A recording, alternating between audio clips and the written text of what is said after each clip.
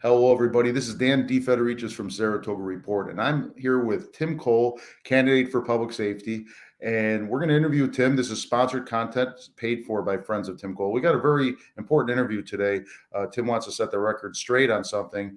Before we get into that, I just want to briefly say, Tim, before you even were running, I've been a supporter of you.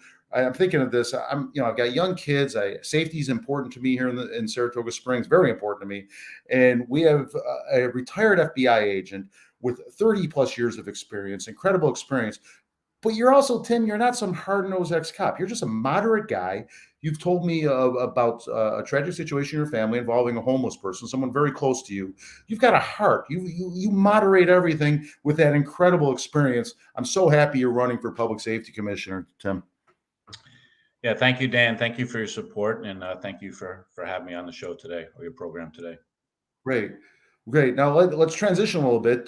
This week, it was earlier this week, marked the 22nd anniversary of a horrible day that all of us remember way too well, the 9/11 terrorist attacks on September 11th, 2001.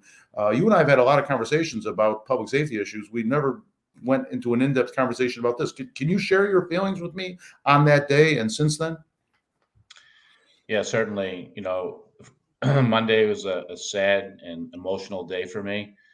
I come from a family of law enforcement, firefighters,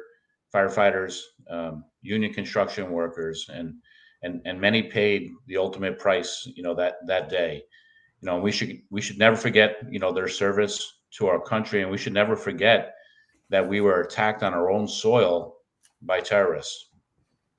And the following day, on Tuesday, on the 12th, one of your opponents, Kristen Dart, held a press conference, and she accused you of some crazy things. She accused you of being part of a multiple entrapment schemes that led to the sentencing of quote innocent Muslims during your FBI career. How do you respond to that? Yes, Miss Dart accused me of putting innocent Muslims in jail, and to bolster her claims, she mistakenly took a quote from a judge in the Southern District of New York and tried to apply it here to my case here in Albany. It was very, very inappropriate and alarming to be frank.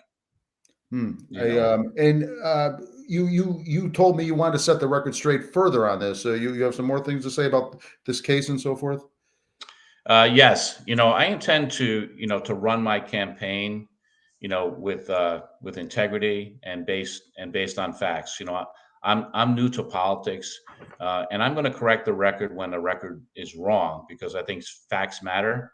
Facts matter, for our democracy. So I do want to take the time to correct the record. I was the case agent on a local terrorism case involving two defendants, two co-conspirators, Yassin Aref and Mohammed Hussein. They were found guilty after trial unanimously by a jury.